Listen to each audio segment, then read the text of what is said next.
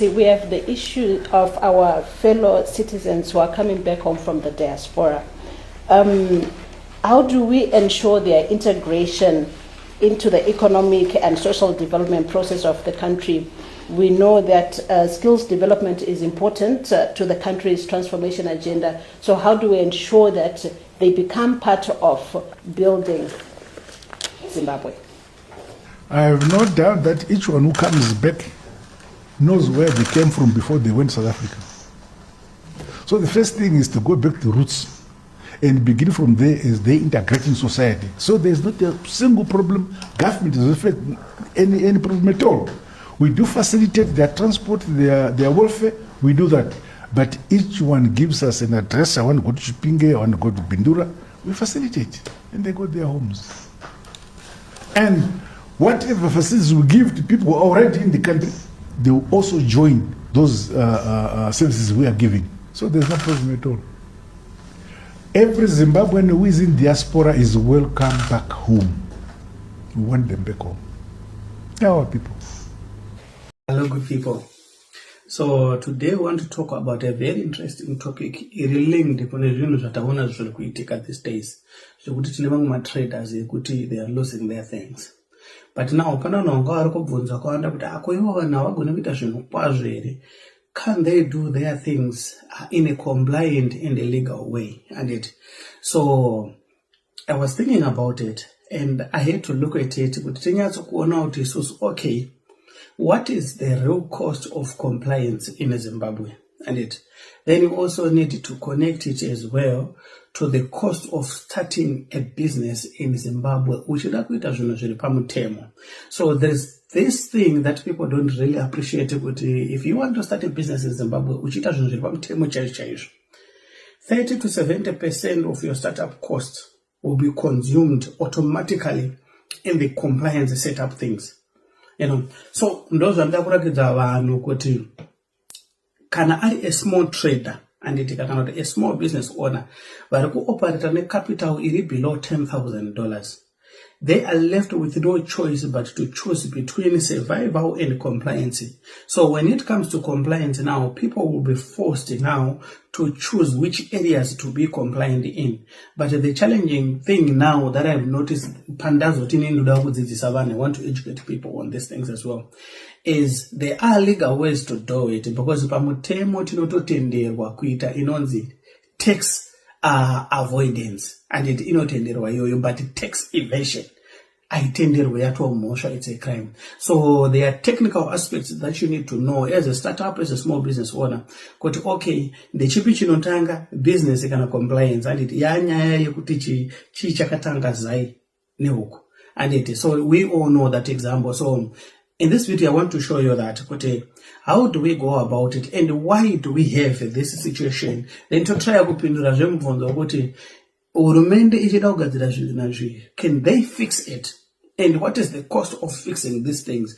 Because I did some emotions in this discussion, because it's a discussion in my economic repercussions and in my legal implications as well, if we are going to tackle it to its full picture. So those are the side. So chinchekutanga now obviously a startup idea. Obviously, my business plans, seek legal advice and consultants and stuff. And I've seen it in most of the times. Direction. They want to do the right thing. They want to do things the legal way. But the moment they are tanga, retreat back into survival mode. In survival mode now, shortcuts. Survivor. It's not because in nature it's how the system is designed. It's designed in order to support a startup. Economic system in Zimbabwe and the compliance system in Zimbabwe to favor business.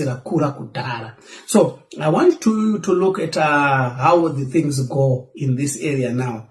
The registration part, advertisement, you can register a company less than $250, $300 or to a company registered depending on the scale you register business at. And that is not the true picture. That is the the half truth of that story. Why? Because company registration documents or the registration process is just an entrance, it's just a door, and it is a door that opens what I call a 4-layer system of compliance. This is where most businesses die, and this is where this compliance, desire and ambition dies at this stage, because we register our PINDAM system. PINDAM system, no, it's not just about registering, and we PINDAM system, but now you need to comply. There are 4 layers there. The first layer, obviously, the licensing and payments. So, Nanyora passes I want you to get the full picture here, and I want to give an example. A moon yokote ane $10,000 ndo mari yawo nganidza achida kutanga chipinda uko chake enda da kuita zvinhu pamutemo asingadzinganisani nekanzuro asingadzinganisani nezimura asingadzinganisani nevanhu ve-compliance and enforcement. And the first layer that you are looking at here company registration, and obviously it depends on whether a PBC or a private limited company, or a private limited company is also happening sector yip. So generally you are looking at $100 to $250 there. And then we also need to look at the city council trading licenses. We are looking at $200 to $500 marshal license. Then we start to have obviously for an inspection here, the Panama was a health certificate, and this is $300. Then Panama fire inspections, the Panama wazopuwa fire safety license. Zvinoenderana nekuti utane zvichii zvekare magrade acho, because ane A to D magrades ema fire license aya. Kana uri munhu ari kudhila nekuti moto iyoyo inogona kudzimika nemvura, anditi ngatitori business retimba kana rema groceries, yes, unongori mu class A. Then pane magrade ekuti the potential hazards yekuti moto iyoyo inogona kukonzerwa nema electricals, anditi especially on my business, solar, on my business, electronics and stuff. You are looking at a different license. Then can I dealer now, national chemicals and gases, and stuff. License that are not to do as well. So we are looking at about $100 to $500. Muma license emo touched. Then tinanonze mazoning payments. Porda kuitira pache papo. Ngati tuda ovura chikoro. Kana tuda ovura workshop and it. Over a factory. Obviously, you need a zoning permit. You cannot do that students accommodation or whatever. I'm just making a reference to my business opportunities and it. You need a zoning permit, of which this one now is pegged at $1,000. Ndofunga takaona statutory instrument 41. Iliku unify my levies and nema fees. Then we are also looking at EMA. EMA now ndo inokodhura sinabasa because kutone 3 different certificates anongobva kusadzira ku EMA chete zvekuti ku EMA chete you are looking at about $500 to $2,000 ku EMA chete. And then tine atinozoti susu ma sector regulators now ndo yekuti zvakafanana nokumasola you now need to register kuzera. And ku recruitment space kwatiri susu neschedule connect we are mandated to register ku labor uko and ku employment agents. Then kana uri munhu ari mu ngati turi mu agriculture as well, you are mandated as well to be registered kuti unzi you are a producer or a farmer. So these are called the sector regulations. Now for my licenses here you are looking at $500 to $2,000 depending on each sector yapinda, because my protected sectors now akafana energy anodhura kupinda yayo, security anodhura kuti uwane ma sector regulation license acho yayo. So tikutaura kuti usati wambovhura misuwo, usati watomboisa stock, usati watomboita sei kuti ungonzwa ne papers ari in order, iwewe utenderwe kuzoproceed kuita zvinhu zvinokutendera kuvhura operations, mari yaukutarisira kudona ipapo yaita zvinhu kwazvo $1,000 to $3,000. And this is the first layer. Then ausati wavhura masuwo zvekare tine inonzi setup compliance yekuti iwo kana uchizenge wavhura pasazongoramba pachigogodzwa nekanzuro, pachigogodzwa nemapurisa, pachigogodzwa nevanhu health. And you need chinhu chekutanga tine mazimura registrations, of which kuzimura registrations now kune nye tax clearance, kune nhau ye terms registration, kune nhau ye VAT registration, then kune nhau zvekare ye business partner registration or activation. You see, this is zimura chet uri kupesana nemari dzinosvika 4. So you are looking at about $200 to $400 there, or $500 thereabouts there. kuzimura cheto. Then obviously kuti utenderwe kuti uzovhura zvese zvine chekutana nazima and stuff, you need a bank account. And kazhinji it gets complicated here in this area zvokuti vamwe vanhu they end up struggling now zvokuti anomunza wako hire now a consultant kuti avabatsira pa. You are looking at about $100 to $300 as well kuti ungoti iwe corporate bank account yako yavhurwa ikoko so that ma understand zvese zviri kudiwa ipapo. Then tine isusu anonzi ma operational now compliance kits now ndopatakuta zvema company profile ma SOPs ma policies zvakafanira munhu ada kuvhura crash autobvumirwa kuvhura crash zvinhu zvisati zvapo izvi.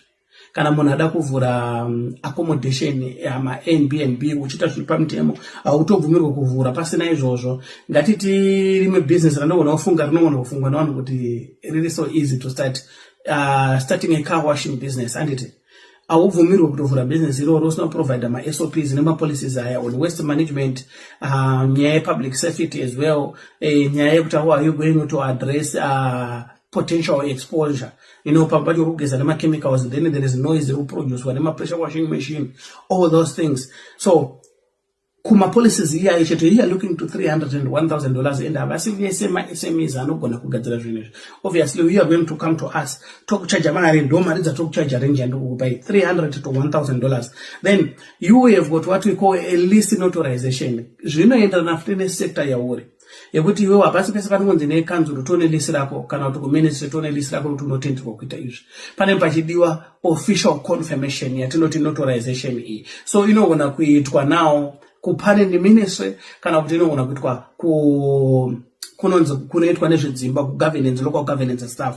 So you are looking at about $200 to $1,000. So set up compliance chete ausati wavhura futi masuwa tukutasa kuti iwe une potential to use $1,000 to $2,000 and this is the second layer. Ausati wavhura masuwa, then wavhura masuwa iwewe wakushanda anditika pane inonzi the employment compliance layer. And the employment compliance layer now yekutanga yatinayo inasa, of which nasa inoti 4.5 kuna employer, 4.5 kuna employee. So kana watu onema employees 2 or 3 now are registered unasa, these will be your contributions that are expected for you to comply kuti iwe uzonzi kumadziro kwa kuma display and nasa certificate. Then itine na uye payee iri pa 6% of our gross income yemunhu, and this is employment compliance. If you can employer one of these things, you need to be to be in compliant with. Then tine ZimDev and ZimDev now ndoye skills development. Yekunzi iwewe kana une vashandi vari kushanda nawe iwewe. And tinoda 1% of your grossly wage bill. So that is what we shansa ku developer sector hiyo yone developer ma skills ku Zimbabwe. So now we are ku depend on kuti wage bill rako rakakura sei. Kana wage bill rako iri 1,000 per month and that's you will be looking at 1% of that money. And then we also have got a standards development fund yeku SDF. This is mandatory kuna munhu wese acha employer mumwe munhu.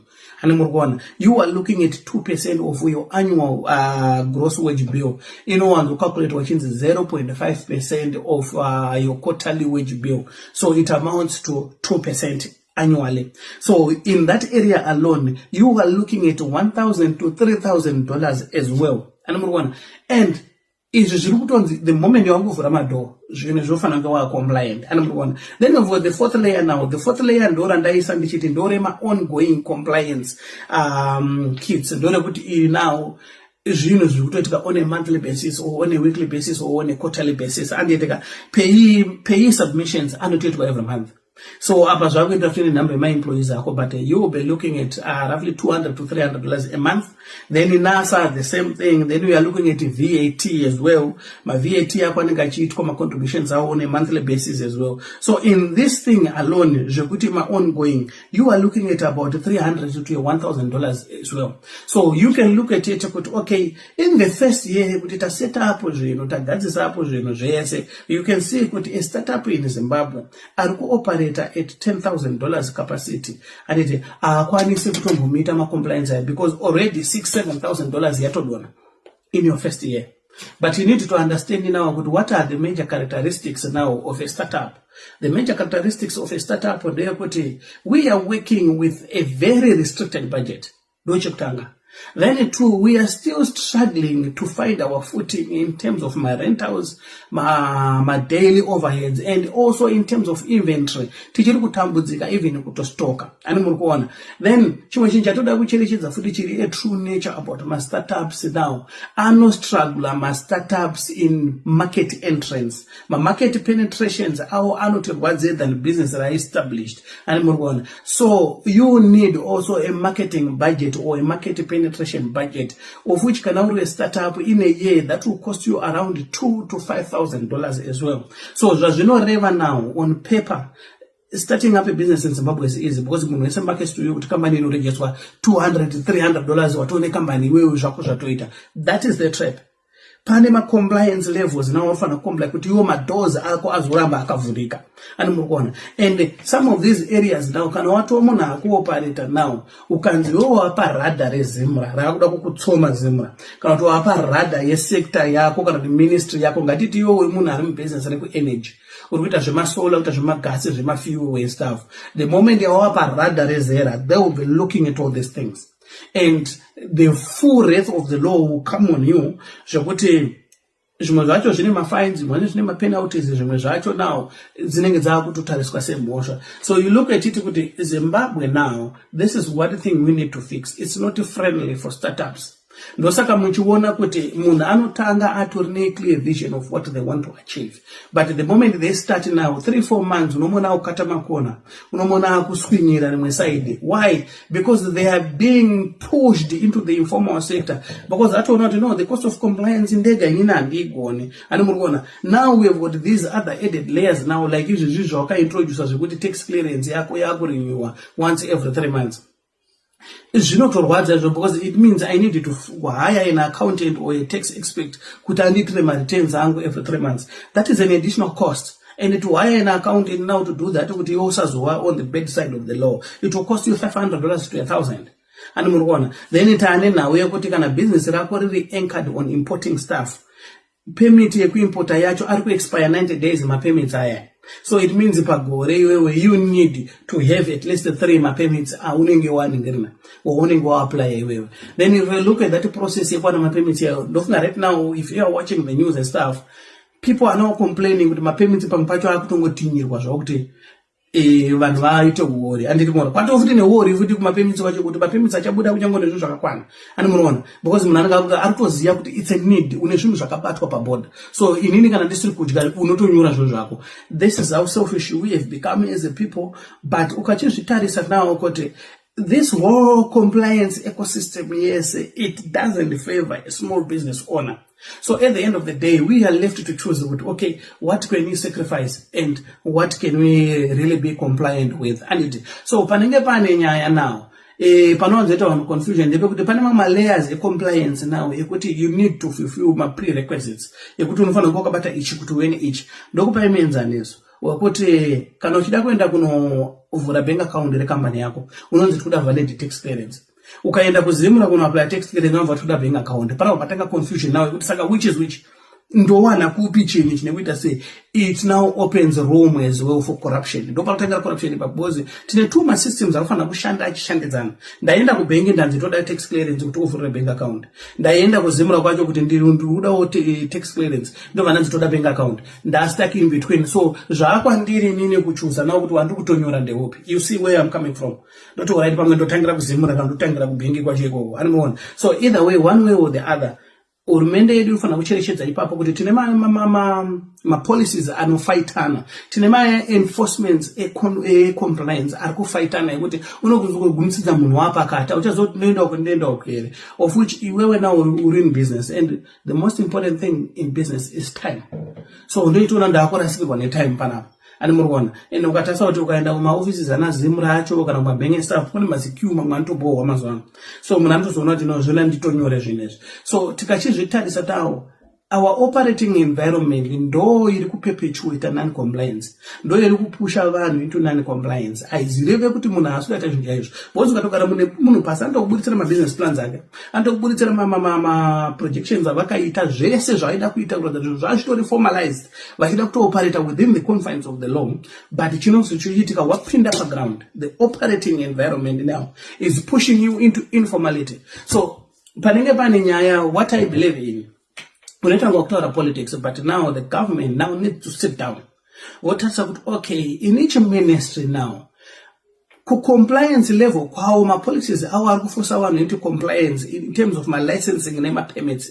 Ziriku align here with the national vision, because you look at it now, tinema policies, ukaenda kuzera, uenda ku Ministry of Agriculture, uenda ku Ministry of Trade. My policies iya yantanga kurwisana so. Ukachizvitarisa kuti enforcement yawo nawo ndifana kuti ndine ichi ndowane ichi, so nda stuck in between of which business rangu rakabatwa nezvinhu izvo. I'll give you an example. Kwedu kuvarimi isusu anditika ku pig farming, obviously I need to have my medications and my equipments and my repair accessories angu ese, they are coming from China anditika, or India, wherever they are coming from anditika. Then ndine mishonga nezvimwe zvinhu zvakawanda, ma vet products ari kubva South Africa. So it means obviously I am forced to kuenda ku Ministry of Industry and Commerce as well, kuti ndinobatsirwa ndinodhila nawo ikoko. Ndabva ikoko ndikunzi ndofana ngenda ndiri ku AMA, anomuona ku Agricultural Marketing Authority, vane ma registrations awo, vane systems awo ikoko. Then obviously I'm a pig farmer, I'm supposed to be registered with the Pig Industry Board and stuff. Compliance level ikoko. Then kana nda munhu kuti okay, I need to supply my government institutions nema parastatals anditika, I'm now forced to enter the tender system. Kuti ndipine mu tender system ndakunze no, we need a vendor number, unofana ngo registered in the Ministry of Finance, kune ma fees eko, kune ma processes eko, I need a vendor number also from the Ministry of Agriculture as well. So if you look at all those things, you know, create a complexities akawandisa, zvokuti it becomes complicated. Zvokuti I will tell you one thing for a fact, tine vanhu vari kuoperata muZimbabwe asiuziva kuti they are non-compliant, andofunga zvese zvakarongeka. Tikatosvika isu tikakuitira audit, no. So there are some things which are really unnecessary and kugadzirwa, zvakafanana neku-recruitment. I think that was somewhere in February. We were invited to a workshop year training ema recruitment agencies are registered in Zimbabwe because of the issues that we kusangana nadzo andite. So ikoko now vakazotirangaridza kuti no, the majority of your operations and recruitment agencies kunyangwe imi registered are non-compliant. Education yakuchitanga patone disaster of which it was supposed to have started earlier. Takuchiudzwa once every month munofana kusubmit imimi vanhu vamaplacer outside, we need those numbers and stuff. Then every job order renyi imimi musati mahaya vanhu vamawanira basa kunze kwenyika, that job order has to be approved by the ministry. Right now unofata nema mama job order nema 5 weeks 6 weeks asati approve na hurumende. So chifunga kuti client yatiri kudilana yari overseas ndane 6 weeks sanda mundi chiko down ndakamira approve hurumende, amira approve hurumende, ukubasa rakata kamira ani mukona zviiteka. So vana vazo zvinzwisisa. Then tochiwa kuma candidates edu, I will tell you for a fact, isusu ku school de connect right now tine ma candidates akupinda mu 13 months ari mwayaring pipeline yedu, and vamwe vacho vakupopota, vamwe vanenge kuti takabirwa takazodai, but ma compliance levels esa prison kwa hurumende alone iri kutitambisira more than 3 months cheche tambiswa ngwane hurumende, because you need to be compliant in that area as well. Then we tasa kuti the international space also every 3 months iri kuchinja ma migration policies, iri kuchinja ma visa policies, ma requirements and all those things. Now we are left nema candidates kuti tare 13 months very actively involved in our pipelines, and much are frustrated, and we understand them. We try to explain to them and stuff, but they don't know the realities now of a small business in operator within this environment. Enforcement agents akada enforce chaizvo mitemo inodiwa kuma business. I tell you 99% of my businesses in Zimbabwe are. So inyaya way kuti vanhu vari kuoperate in that space, tiri kuchoose kuti which one can I be compliant in now. So musachondozozvona later. The same thing is happening also kuna vanhu vari kufana kuenforce mutemo uyo, vari kutochoose kuti ichi ngatimboignore tozozviita later. Zvakafanana nezvikuitwa kumaborder, mutemo uyo wagara ungoriko uyo, but all along ingesiri kuenforce. So we are being selective also in what we can enforce, and as business owners as well, we are also being selective on what we can be compliant in, which brings in confusion everywhere. So panenge pane nyaya now, iwewe usati wapinda mubusiness as a small business owner, zvinenge zvakakosha now kuti usike advice legal consultants. Anditi tsvaga consultants hatisi kuti uya kubasa kwedu isusu, no. Tsvaga consultant waunodhila naye onyatsokuudza the true nature of compliance in that sector yaunopinda, whatever you are looking at there, so that you unopinda uri sobhali. Then pamwe pacho now unenge wakucherechedza kuti are you capacitated enough, do you have enough capital as well kuti uoperate muspace iyoyo. Then kana zvichireva kuti you need to start very very small, there is also a danger yekuti you will be stuck in the informal sector for long, because panenge capital yokuti hausumuke mumabinda uko. Uchida kuita business chete unondoda panapa pachasimukika panapa, it will take you years. And pangopindira nyaya yekuti paakuda mayears, paakudedzerwa chinhu chinonzi discipline as well, financial discipline, then individual discipline as well. That's why muchiona mamwe business they start and die as side hustles. Haisi nyaya yekuti munhu akanga asina vision to grow, but they have been suffocated and choked, their life choked away by the compliance system of Zimbabwe. So techida kubatsirana nawo kuti okay, ngatipfuure stage yekuti tinozozvionera taapo zvinotaura vamwe tozviona pamunhu sevodya. No, let's not work like that. Let's find ways also to learn the system to try kuva compliant nezvinhu zvinoita kuti isu tisazoende kumajeri anditika, then zvimwe zvacho izvi toita tichigadzirisa tichienda kusvika takura. Hakuna munhu anomuka ane documentation yakakwana, hakuna munhu anomuka ane mapermits akakwana, but chandinokukurudzira in business is just start. Whatever idea you now you just start at a level iwewe yekuti it allows you to grow into this compliance ecosystem. Kana wadaro zvinhu zvese zvinoona utowina anditika, kana zvese zvaitwa zvapera idzipfungwa dzangu anditika, like always now every video andaita, especially my technical videos akafanana naye, I would do a write up as well that I would avail kune vanhu vakasubscribe on my platform here. So if you haven't done so, please subscribe, because my documentation is ndiri kuma standardize kuti zvingova formal, so that munhu anokwanisa kunzwisisa, even munhu asina kunyatsa kudzidza kuti what are we really talking about. Anditika zvinoona kubatsira vanhu vakawanda. So please subscribe and keep following this platform as well. Mwari akuitire zvakanaka. God bless you. We have the issue of our fellow citizens who are coming back home from the diaspora. How do we ensure their integration into the economic and social development process of the country? We know that skills development is important to the country's transformation agenda. So how do we ensure that they become part of building Zimbabwe? I have no doubt that each one who comes back knows where they came from before they went to South Africa. So the first thing is to go back to roots and begin from there as they integrate in society. So there's not a single problem. Government does not any problem at all. We do facilitate their transport, their welfare, we do that. But each one gives us an address. I want to go to Chipinge, I want to go to Bindura. We facilitate, and they go to their homes. And whatever facilities we give to people who are already in the country, they will also join those services we are giving. So there's no problem at all. Every Zimbabwean who is in diaspora is welcome back home. We want them back home. They are our people.